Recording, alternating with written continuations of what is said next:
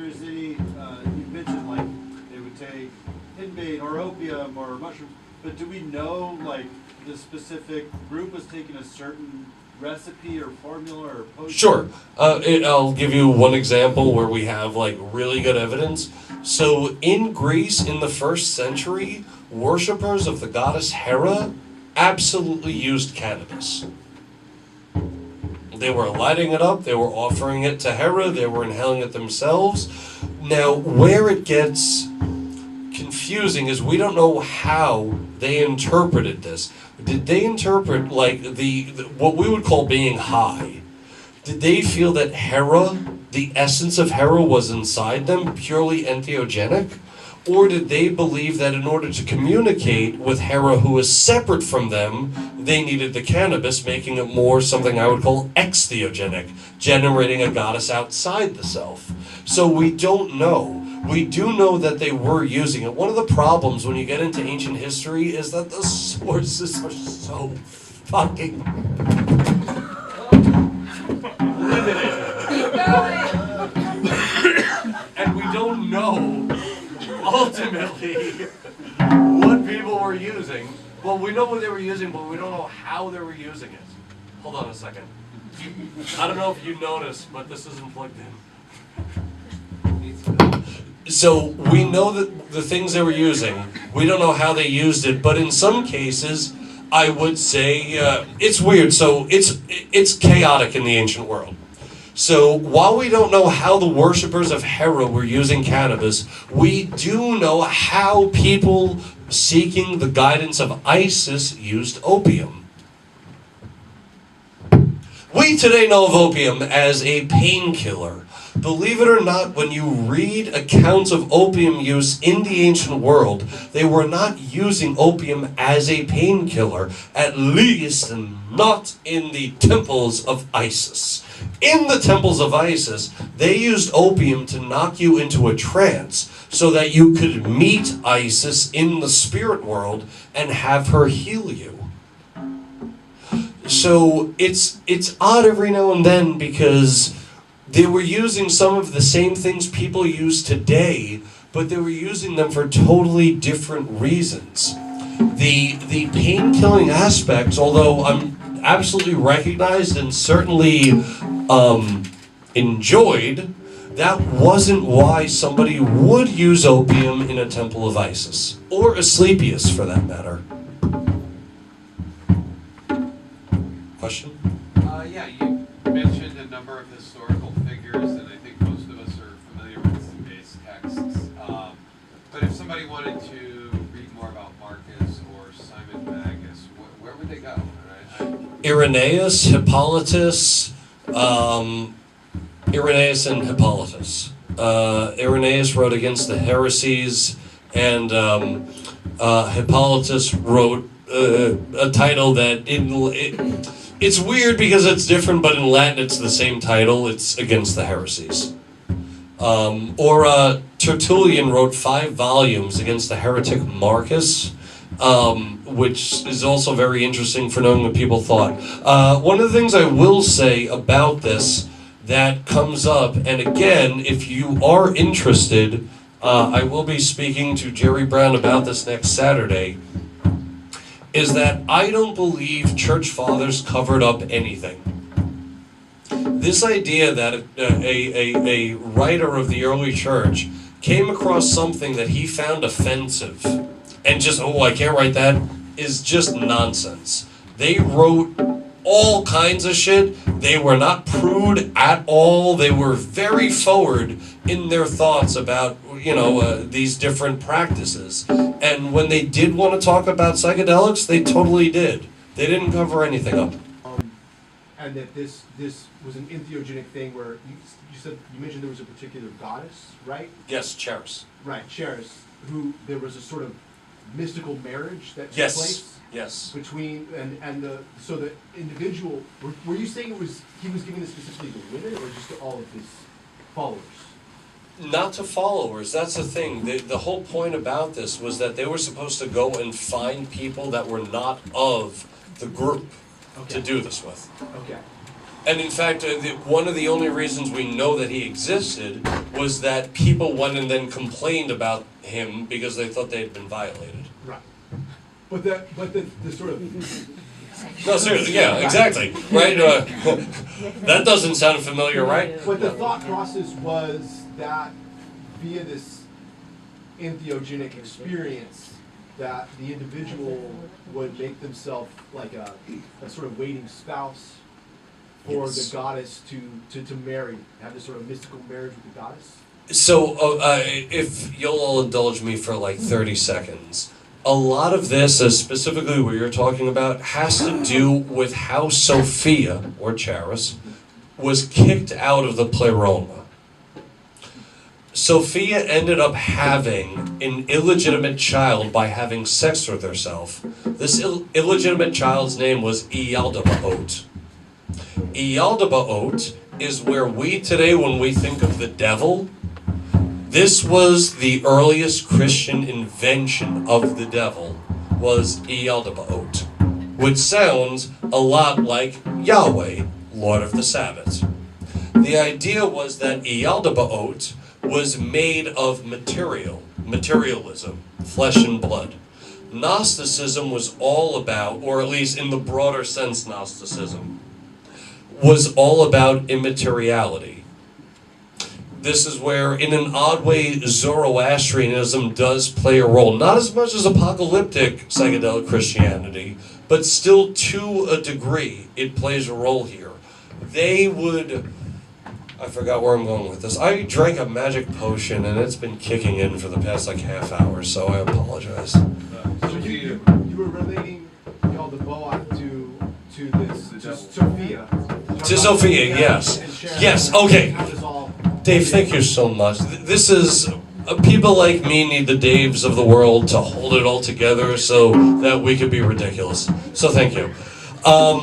What happened was the cosmic Christ that Marcus or one of his, congregants or followers would take on had to do with, so Sophia or Charis had been kicked out of the pleroma because she had sex with herself, which was unnatural, and that birthed Ialdabaoth.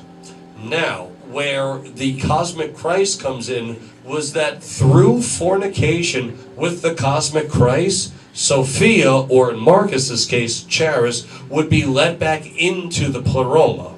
So when they would go out to find these different people to engage in this ritual, they were trying to find a man or a woman who was willing to take on the role of Charis as he took on the role of the cosmic Christ to, for lack of a better way of putting it, fuck her back into immortality.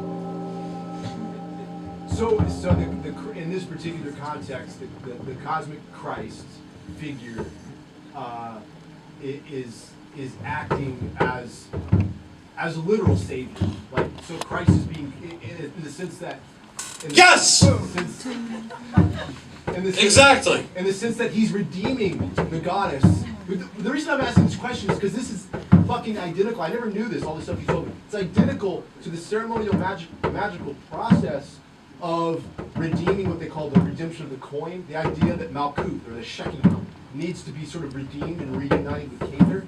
And in Thelema in particular, we have this whole process of knowledge and conversation with the Holy Guardian Angel, which is a literal marriage. That's how all the literature describes it. That's kind of what I was thinking too. This whole thing with Charis that you're talking about, the initiate goes through a sort of marriage, prepares himself as a bride to be married, to go through this sort of process of redemption. Do you want the long answer or the short answer? I don't know, but The short answer is yes. The long answer is fuck yes. I'm just fascinated because I never knew this little piece of history that you threw out. Oh, thank you so much. Say that again for everybody listening at home. I didn't know that little piece of history that you threw I'm out. kidding, I'm not that vain.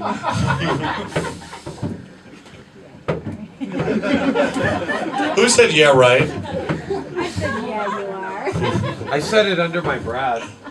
Oh.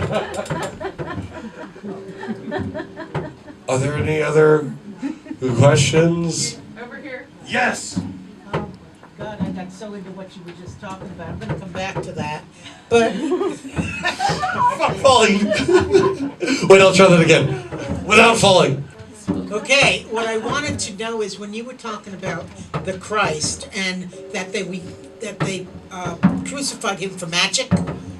Well, no, the Romans crucified him for treason Right. because the Jews didn't arrest him in time to condemn him for magic. Well, the Jews couldn't because they had no law. They were under Roman. They had law, it's called the Torah. But they had no law for domination. They couldn't arrest. Yes, they do, it's called the Torah. All right, I'm not going to argue that, but the point. Smart move. The point is that I was wondering if there was any relationship in these different languages between the gematria of the word magic and blasphemy. No, in Jamaica, they do not have Latin word for that is pigmentari. That's the word for drug dealer in ancient Latin. Sir, I am your witness. So, I was Speaking to the mic. So, I want you to talk a little bit more about... You're not speaking into the mic. This is all very new to me, but I want you to talk more about the scripture, because you said there was that one book that didn't make it into the... You talked about that mentioned... As there is two! The psychedelics, right? What were mentions of psychedelics that were in, like, scripture that didn't get included in the canonical Bible? Were there some that were excluded specifically because of that? Talk more. No. We do not know, or at least I do not know why Esdras 2 was excluded from the New Testament. If you'd like to hear a funny story about a psychedelic experience that is included in the New Testament, Yes. I'm happy. In 1 Corinthians, Paul describes the Lord's Supper, the Kirakan Diapnon, which is, before I was talking about, it's what they called the sacred meal of Mitra. He says that the people that were indulging too much in this were getting sick or dying. Which I find rather interesting, because wine in those days only had an alcohol content of about 12%. So you don't, in order for, and again, you have to read this in the context of it being very natural to add psychoactives to wine. The fact that these people were having this kind of experience, when you read it in the original Greek, it's one of the things that Carl Ruck and I agree on 100%. It's very clear that they're talking about the people that were enjoying the Eucharist properly were having psychedelic experiences, and people that were indulging too much were actually having like sickness from it because they were taking too much, and we, don't take too much because it can cause sickness and certain things like mushrooms. And I'm not saying that there were mushrooms in the Eucharist at Corinth, but other things like cannabis, henbane, mandrake, you'll have these feelings, not so much cannabis where you'll actually get sick because it doesn't do that. You might feel it mentally, but it's not doing anything.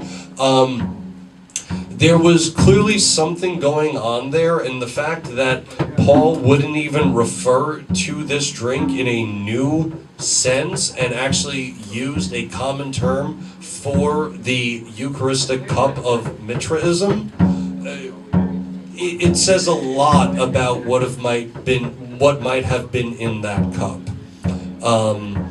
There's also never mind, because hands are up. Sir, Real I'm your quick witness. question about that. So that drink, do you think that was, they were using the same drink in different groups, and we just don't know what was in it necessarily? Yes. Okay, so it was like two of these, one of these. Or was it like sort of every group in every area kind of had their own recipe, I guess? Yes, and as one example from history, so in the 1st century of the Common Era, Pliny, who wrote natural history, records 90 different kinds of psychoactive wines in Italy alone. 90 different kinds. all of these having different amounts of a psychoactive in them, different kinds of psychoactives in them. In fact, with the Saturnalia, we know, the Saturnalia is one of those things that became Christmas. I'm sure a lot of people in this room know that. Awesome. So with the Saturnalia, there's this really interesting passage from a guy named Lucian from Samosata, where he talks about some of the people were drinking the good wines that are often used in medicines, which means we know that it had cannabis or opium or mandrake in it because that's what they put in medicinal wines. And he said that people were whining that they would show up early and drink those wines and leave just the crappy, shitty wines for everybody else. So, yeah, people were selfish in those days too. They wanted their psychedelic experiences, and, we literally have records of people complaining about that. Sir?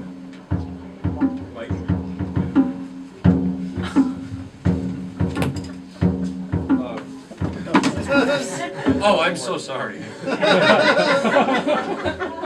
right, this goes in there. Oh, like that. Perfect. The magic.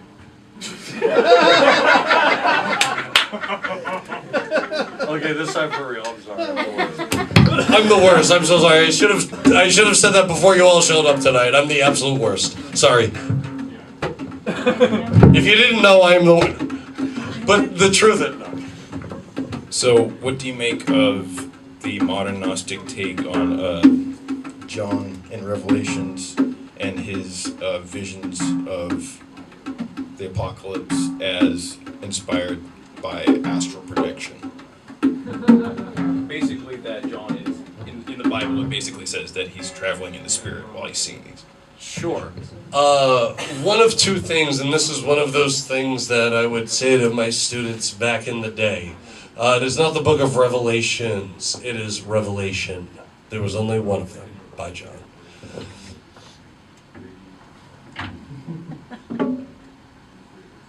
I would say that I do not believe that a psychedelic played any role in the book of Revelation, because like with Esdras 2 and other documents, it's made crystal clear when a person has taken a psychedelic.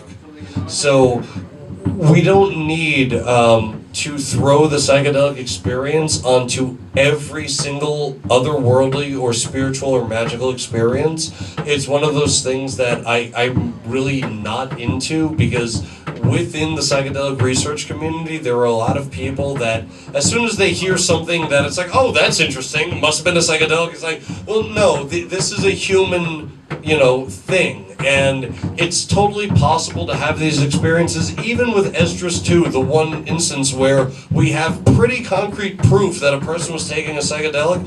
This guy had 6 visions, totally unprompted by a psychedelic, before he needed the psychedelic to put it all together to understand what it all meant. So, all right. But he was on psychedelics when he did it. Yeah, he was doing that, He was and taking mescaline. yeah, he was eating a lot of drugs, folks. So Drugs are bad, don't do drugs. thank you, Nancy. Are there any other questions? Yes, sir. I have a question about Paul and Mithras. Never met the man. So you're saying that the Christians, early Christians, were utilizing this Mithraic drink. And if I heard you right, you're suggesting that Paul may have introduced the Mithraic drink into the early Christian? Yes. So do you think that Paul, since he was a citizen of Rome, that he was actually initiated into the Mithraic mysteries? No. Okay, so would the Mithraic drink have been sort of common knowledge? Yes. Okay, I did not know that. Yes. It was common at the time.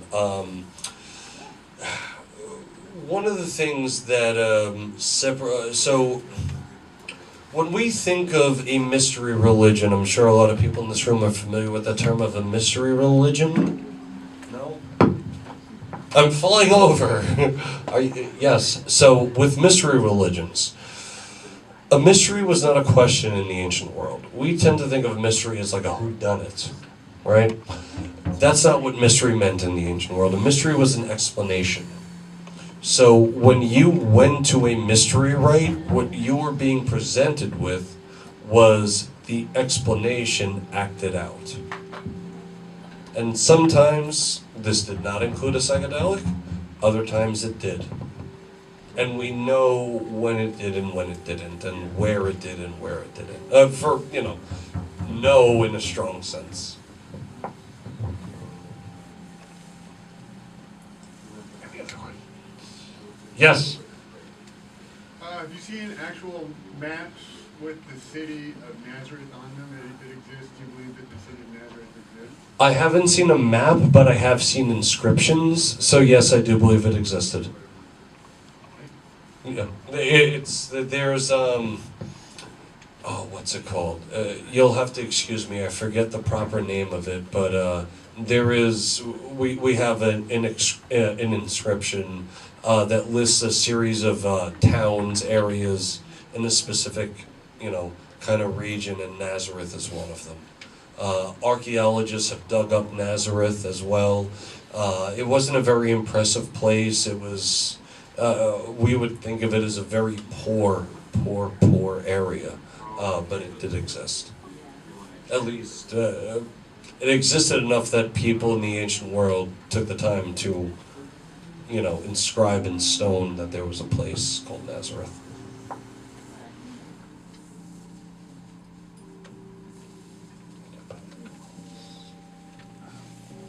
Oh, the Q&A is my favorite part.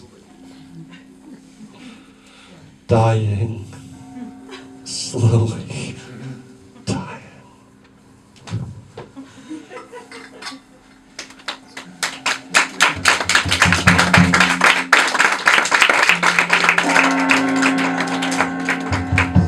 Wait a minute. Hold on a second.